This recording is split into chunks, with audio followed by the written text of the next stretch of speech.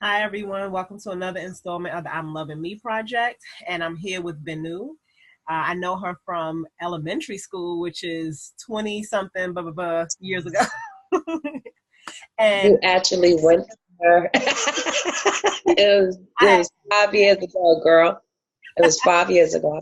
it was a while ago, okay, back in the day. But we reconnected recently within the last, I think that was like 2 years, 3 years. It's been a while, 3, 4 years. Yeah, I think yeah. Yeah, and she's doing some great things. So I told her about the I'm Loving Me project, and she was interested and wanted to come on and just like share her story of what she's going through. And as usual, we want to ask the questions: what do you see when you look in the mirror? And what was the turning point for you to say, I'm loving me? So, what do you see when you look in the mirror?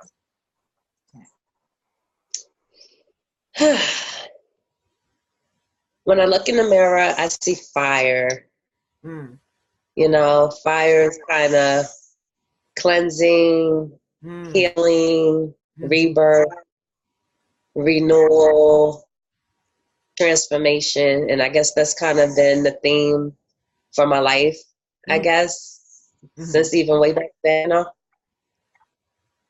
So yeah, just kind of always transitioning, going through different things, and then kind of being able to come through it, and then kind of level up in a way, Mm. and then just constantly is weird, but just constantly going through that these Mm. different cycles of just change and evolution. I guess for me as a woman, as a person, Mm-hmm. just kind of yeah. That's basically been the theme of my life.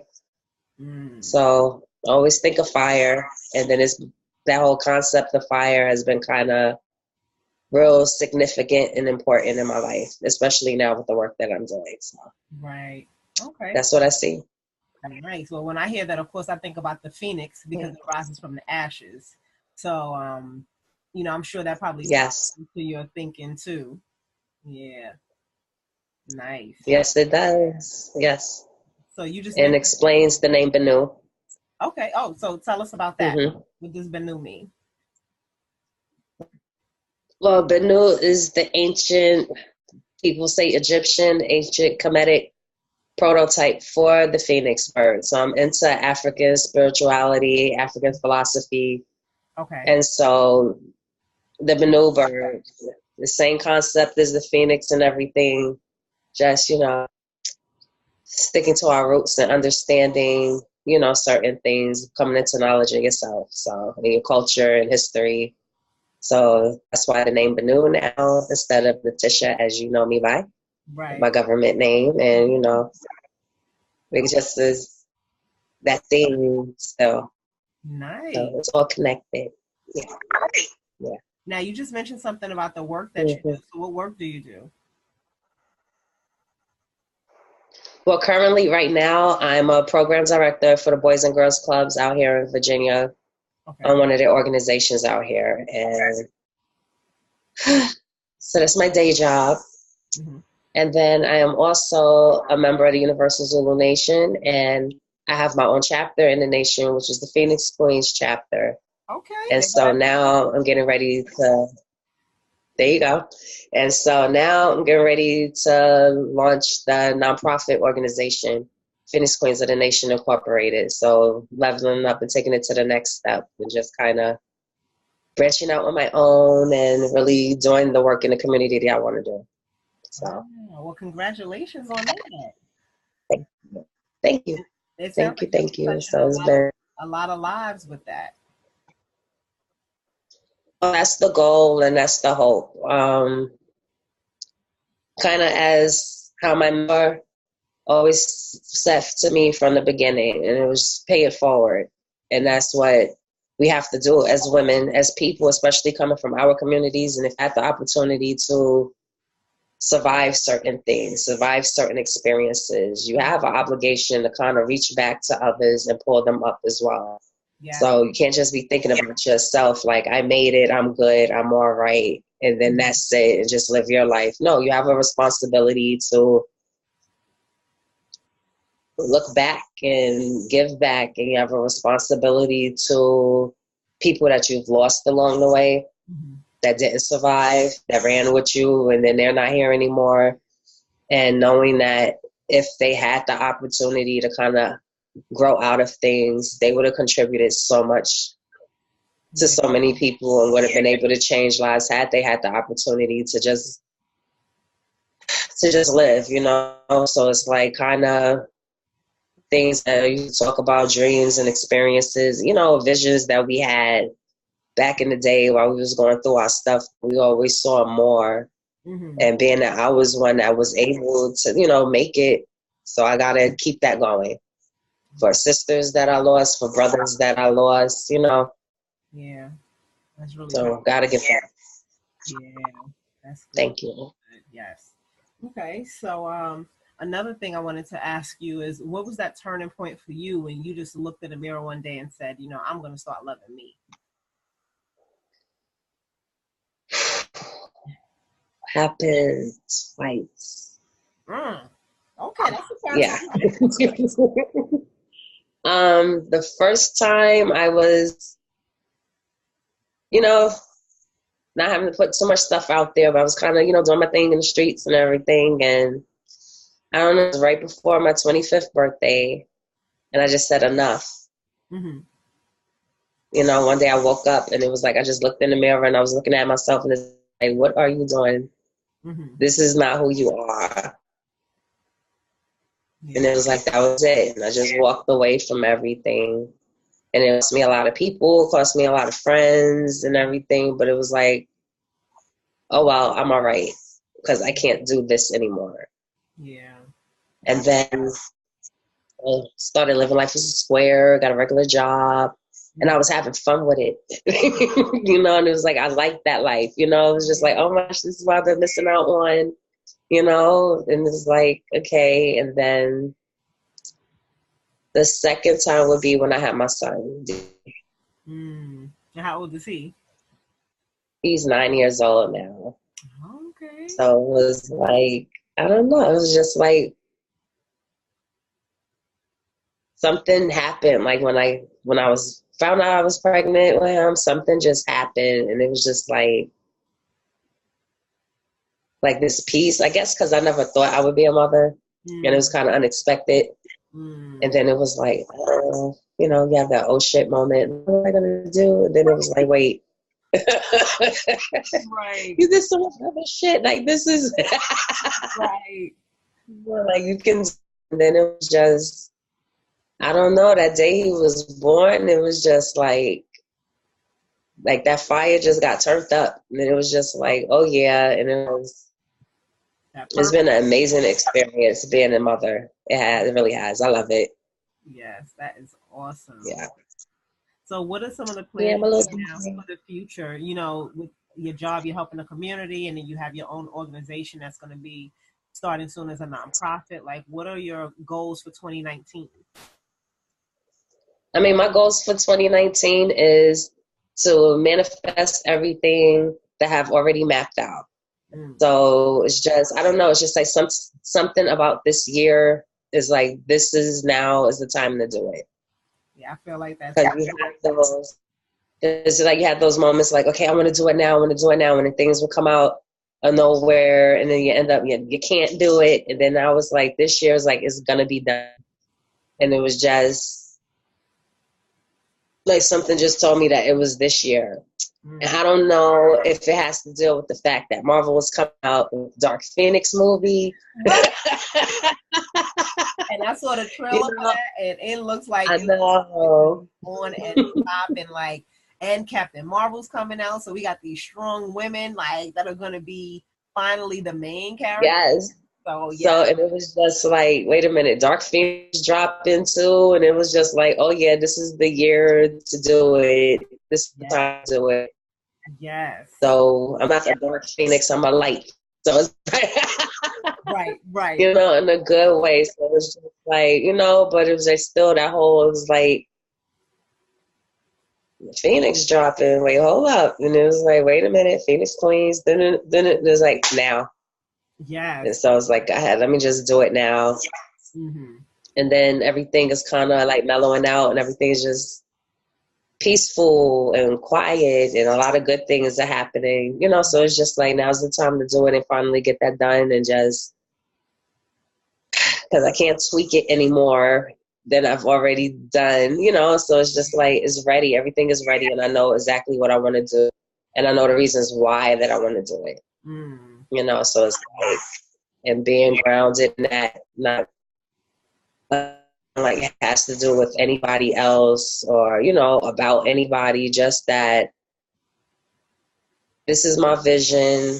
This is the work that I want to do. I'm already kind of doing the work, and I've been doing this work. So it's like,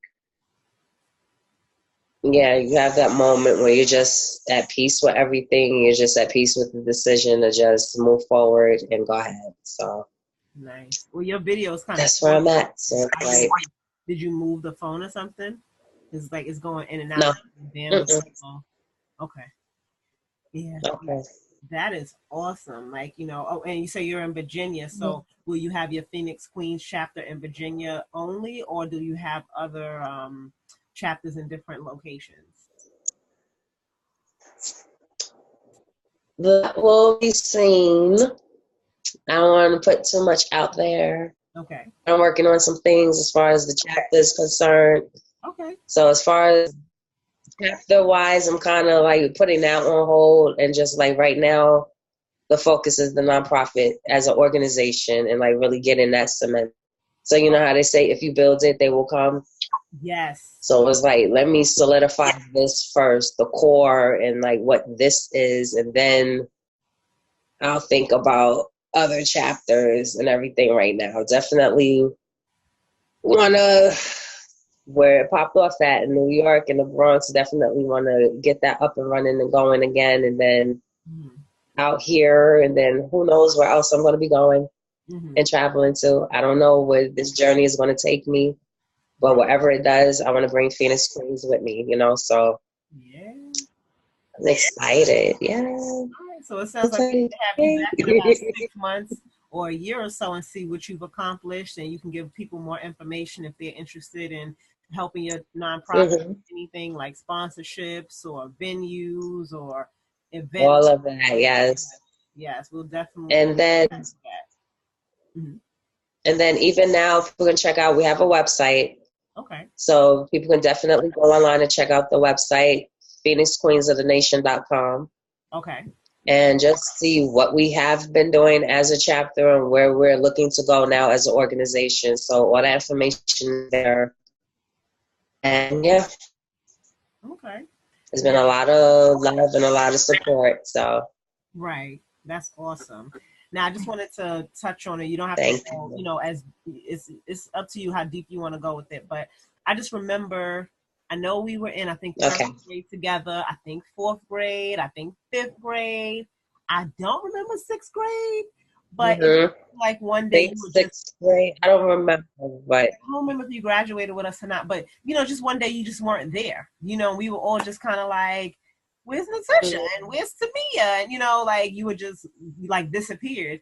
And then for you to resurface back, I don't even remember how I found you. I think probably like you were friends with somebody on Facebook and it popped you up as a mutual friend. But I was just so happy to see you, you know, 'cause I didn't know what happened to you. And that happens a lot, you know, when we're kids. Yeah. So it could be a move, it could be anything. Yeah. And I did graduate with y'all because I remember you was valedictorian and I was salutatorian. So I remember that because you was my academic competition in elementary school. Yes, I do remember that. Yeah, I will never forget. And for those who know us, they know it's true. Yeah, because we was smart women. As you can see, like, I don't even think they had a number. It was just us. Like there wasn't even a boy that was like right behind us in terms of smarts. We had it locked. No, it was always the back and forth, me and you, but we was cool with it. It wasn't like a bad competition or nothing. You know, it was just like This year, she's all right. She got it this year. She got it this year. So for us to graduate the top two, it's like, Yeah. I'll take that. That's what it was. Like, when you didn't come with us to junior high, I missed you because now I didn't have that same competition with you. Yeah. So, we just missed you, Yeah.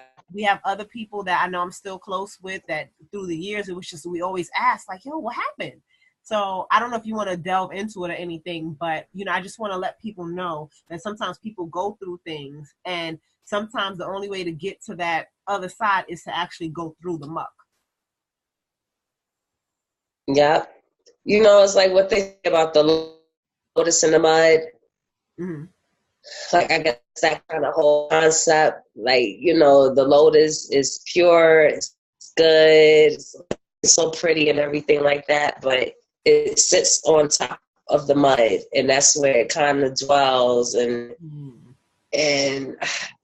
like, you can't explain it. So it was like after sixth grade, we moved. Okay. And Wait, then hold on 1 second, because you're still starting to break up. Let me pause it 1 second. Okay. So you said you moved in sixth grade? Yeah, after sixth grade, after we graduated, we moved, I think that summer.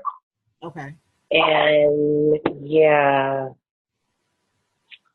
And then it was funny because we actually didn't move too far from where we was at. So we was on Boston Road when we was back then, and then now we moved over to like closer to Freeman Street, around there. Okay. And I don't know, it was like things kind of changed. Mm-hmm. Yeah. Yeah. Like things like family dynamics and stuff, things kind of changed, and then it kind of like set the stage for other things to kind of happen. Mm-hmm. And so, like, I've been on my own since I was 14. Wow. So, yeah.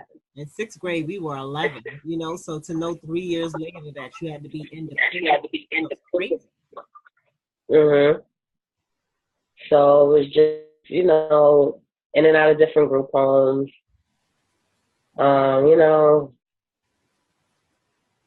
It is what it is. Like, you don't even have to really like go into it. It's just the shit happens, and so things happen, and I survived.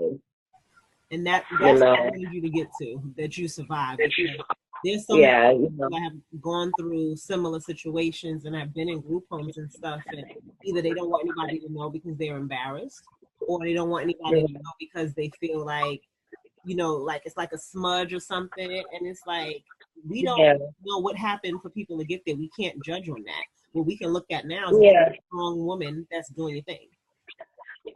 Yeah, and I think in my case, I don't know. I always felt this way, even when I was going through it. It was like, because we weren't bad. I wasn't a bad kid. You know what I'm saying? I was smart, did good in school. Like, school was my thing. I was a nerd. So it was just like, sometimes family shit is going on. Yeah. That kids don't have any control over. Parents have their own issues and things and stuff that they're dealing with and stuff. And so sometimes, mom and dad or whoever will drop the ball or something that they should have been on point with. Yeah. And then it just sends you down this path. Mm-hmm. And I think for somebody like me, it was like a piece with it. And then I look at the work that I'm doing now, especially like working with kids, working with youth, and it's like, it had to happen, because sometimes you need somebody that it wasn't supposed to happen to. Like, it's that paradox. Like, are you like ready? Like, that happened to you? And it's like, yeah, but you get a certain understanding that you can really speak on and voice on and really advocate for people in spaces that I've been in. So it's like, to go on to college, being in grad school, you understand, being a program director, the certain circles, working as an activist in the community and things and stuff, and even being able to challenge certain stereotypes about what's going on in our communities, what our families look like, and just to be able to voice some things that people overlook. Yeah. And that the only way you would be able to sit there and kind of bring a certain insight is because your story necessarily didn't have to be, but it was. Yeah. And it did. Yeah. And you walk away with what everybody else just doesn't speak on or don't want to talk about. You know, and I can remember like being in college and sitting in early childhood education classes, right? And hearing the statistics of that all kids that come from two-parent households, you know, they do better than everybody else. And it was like, that's not necessarily true. Because this is what happened to me, and we had two parents in the home. And I have friends of mine that I went to school with who were raised by single mothers, and they didn't go through none of the shit I went through. So there's more to it than that. You know what I'm saying? So to be able to really like talk against the bullshit that people know isn't true, but you just want to put it out there because they want to paint this image and they want to try to make, you know, certain families look like there's something wrong or abnormal there. Like there's got to be something wrong with a single mother. You know what I'm saying? And stuff like that. And it's like, no, that's not the case, because I know I have friends of mine who are men, who are good men, good fathers, good husbands, good friends, all of that. You understand? Responsible and everything. They was raised by single mothers. Yeah. I have women that I know who have amazing things, graduated high school, went to college, you know what I'm saying? Graduate school, all that stuff, have all these careers, amazing careers and stuff like that. And they were raised by single mothers or even single fathers, you know, single parents, period.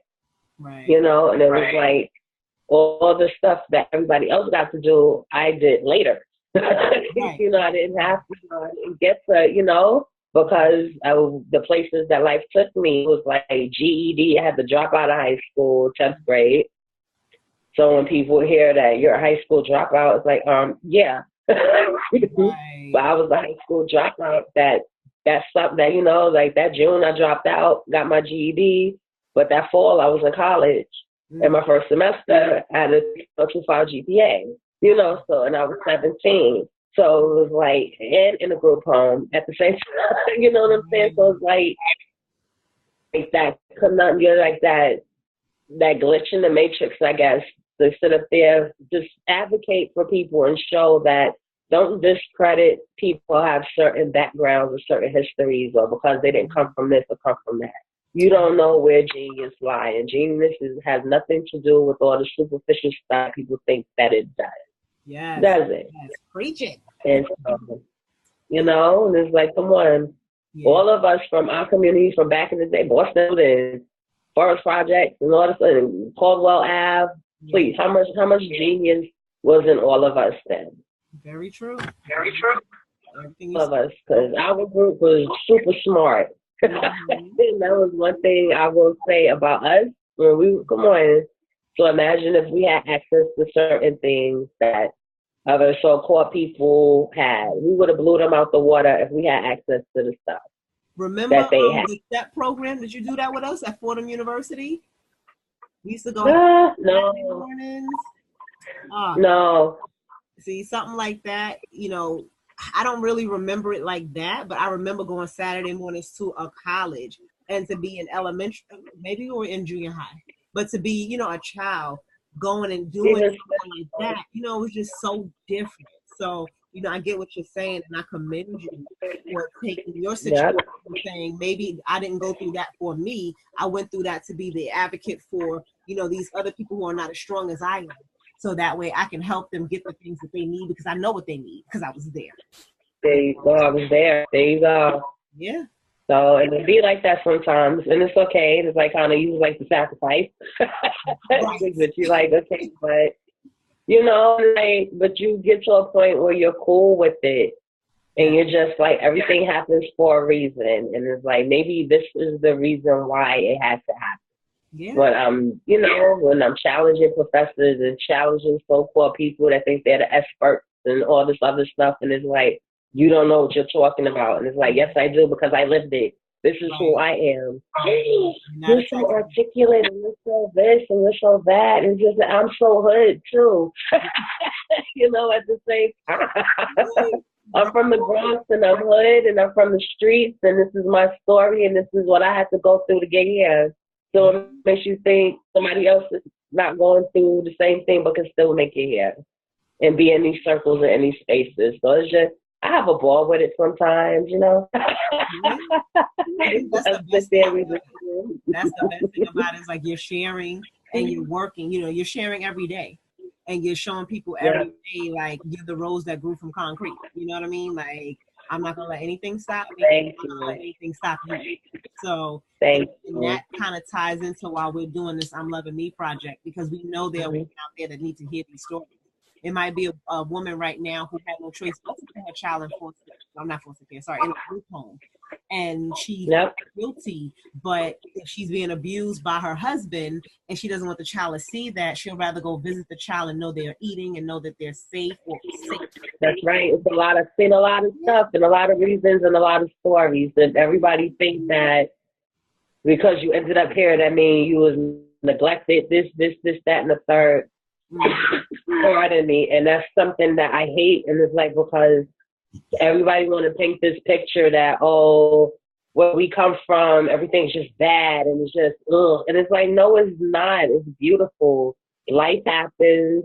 Shit happens everywhere in community. Yeah. I don't care if it's rich white folks go through the same stuff that we do. Middle class families go through the same things that poor families do. It's Yeah. just what you have access to overcome it and get out of it. And some people don't have access to certain things, or even the knowledge that certain services are in place. You know what I'm saying? The policies are in place. If you don't know, who you going to go to? Yeah. You know, so it's like, don't lump everybody into the same box. Don't try to paint where, you know, we grew up at, where we live, where we came from, as this blatant fucked up place where it's all this shit that's going on and stuff like that. Because even when I was on my own and it was still beautiful things that was going on and Yeah. happening. And my story could have been worse if it wasn't for the people that I did link up with, who sat up there and heard me talk or had a conversation with me and was like, you too damn smart, you don't belong here. So Yeah. we're going to take care of you. We're Yeah. going to show you how to survive, but then we got your back too. Mm-hmm. So you don't have to get caught up in this mess. Like, come on, I know sisters that got strung out, all types of stuff. You know what I'm saying? And it's like, none of that stuff came my way. Mm. Because something was covering me. You understand what I'm saying? So I don't, like, I didn't have to deal with, like, because I always knew who I was at the end of the day. And I had a brain, you know what I'm saying? And I could talk to people. And it was just, and then look out for people, still have a heart. You know what I'm saying? You out there, but you still treating people in a way that shows that you have some type of upbringing. Mm-hmm. Like, you're not just this wild thing out there. You know what I'm Yeah. saying? And just like not giving up. You know what I'm saying? So you have something about you that makes you different. And it's like, well, why are you even out here? Yeah. And now people are looking to You help know? and give you the stuff, like you said, you don't have access to, because they're like, well, only thing she needs to know, she can go to this office here and speak to this person. Yeah, Pull her that's out. what it is. Ooh, yeah, you're right. You're right. And that's why I love Sometimes services as that's what well. it is. Yeah, I love human services. Like, I think it's no greater thing than to help your fellow man. And you get Yeah. information is so valuable, it's more valuable than money. And you should be able to pass Yeah. it to somebody who deserves it and needs it. And even in a time where they don't think they deserve it or need it. That's why you Yeah. being a nonprofit is something that is definitely necessary. And we'll definitely share the information with people, and we'll have you come back on so we can share and show the growth that you're doing and show the activities that you're doing as well, and everything that they can hopefully You. be a part of, because every Thank little bit helps. I know it does. Yeah, and it's like, because somebody has to be able to kind of connect the dots for people, and somebody has to be able to, like, at least, I may not be able to help you, too much because you got to help yourself. You got to want it for yourself at the end of the day. Yes. But at least I want it to be where moving forward is like nobody can say that they didn't have the information. So if you didn't use the information, that's on you. Mm-hmm. But you can't say that you didn't know no more. Yes. And that's what I want to see, because had I known about certain things, when I probably pulled myself up out that situation real quick. Yeah. But then that's what happens too. That's a drawback about being smart and having potential, and everybody knowing that at the end of the day you're going to be all right. Even if you're here, you're going to be okay. Yeah. And sometimes people don't want to tell you and put you on the things, and you don't understand. And it's like, I don't want nobody to ever have to sit up there and suffer unnecessarily. Yeah. So here's the information for you. You know. That's well, like I said, I commend you for it. I'm so proud of you. I'm looking forward to seeing what you're going to be doing. I'm not Thank you. So we will talk offline about that. So maybe I can come down and help with some things as well. But leave the website again, so if people want to get in touch with you, they can. The website is phoenixqueensofthenation.com, and then you can also send an email for more information or anything to phoenixqueensofthenation@gmail.com. Okay. So, yeah. And we'll definitely put that in the post so people will be able to see it as well, so they know the correct spelling and everything. But I just want to thank you for your time, Benu. I really appreciate it. You gave a lot of information, and I'm glad that you shared some of your story, because I'm sure it's going to help somebody. Like, I can't wait to see the people who will post underneath to say, I didn't think I could do anything because I have been in this situation, but listening to what Benu said, I know now that I can apply myself, at least try, and let somebody tell me no, instead of me thinking that I can't do something for myself. Instead of thinking, yeah. I really appreciate it. I hope so. Because that's the goal, just help as many people as I can. That's all I want to do. Yes, so. And you will. Like, you're definitely on the right path. So, all right. So I just want to thank you again for joining us. And I hope you have a good day. Thank you. And thank you. And tune in. Hopefully you'll tune in the next time we have our next guest on. All right. Have a good day. Okay. Peace.